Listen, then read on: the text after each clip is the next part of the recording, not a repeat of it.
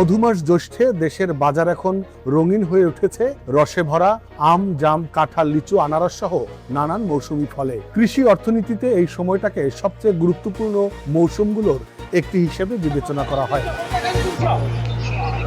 এবছর কৃষি সম্প্রসারণ অধিদপ্তরের তথ্য অনুযায়ী দেশে আম উৎপাদনের নতুন রেকর্ড ছুঁতে পারে। গত অর্থবছরে দেশে প্রায় 26,70,000 মেট্রিক টন আম উৎপাদিত হয়েছিল এবং রপ্তানি হয়েছিল 2,194 মেট্রিক টন আম। চলতি মৌসুমে উৎপাদন ও রপ্তানি দুই ক্ষেত্রেই প্রবৃদ্ধির আশা করছেন সংশ্লিষ্টরা।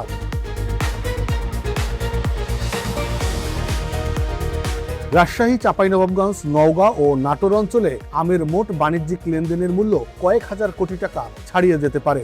শুধু উত্তর অঞ্চলের এই 4 জেলাতেই আম বাণিজ্যের সম্ভাব্য বাজার মূল্য প্রায় 7,000 কোটি টাকা বলে জানিয়েছেন সংশ্লিষ্টরা।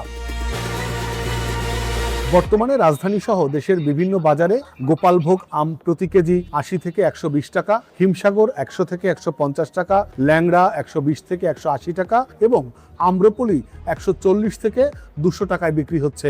অন্যদিকে লিচু প্রতি শতক 300 থেকে 1,500 টাকা এবং কাঁঠাল প্রকারভেদে 200 থেকে 1,200 টাকায় বিক্রি হচ্ছে।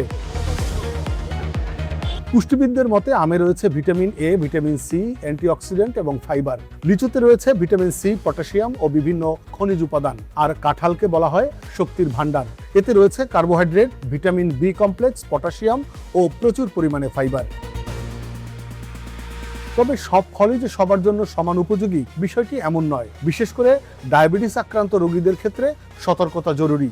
আম, লিচু ও কাঁঠালে প্রাকৃতিক শর্করার পরিমাণ তুলনামূলকভাবে বেশি। অতিরিক্ত পরিমাণে খেলে রক্তে গ্লুকোজের মাত্রা বেড়ে যাওয়ার সম্ভাবনা রয়েছে।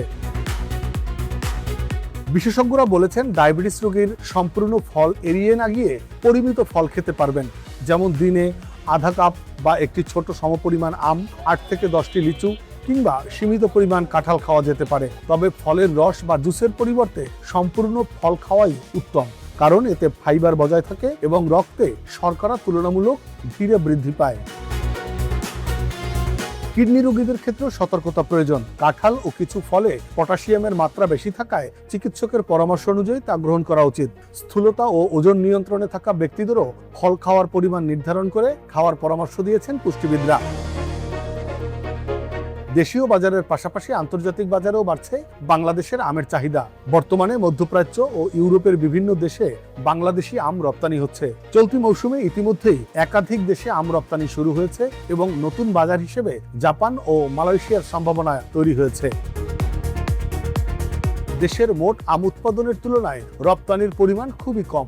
মান নিয়ন্ত্রণ, প্রক্রিয়াজাতকরণ এবং আন্তর্জাতিক মানদণ্ড পূরণ করা গেলে এই খাত থেকে কয়েকশো কোটি টাকার বৈদেশিক মুদ্রা আয় করা সম্ভব।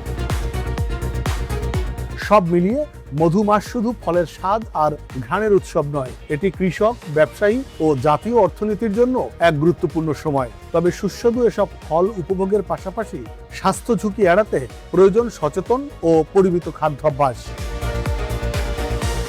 Desk report, next Bangladesh 24।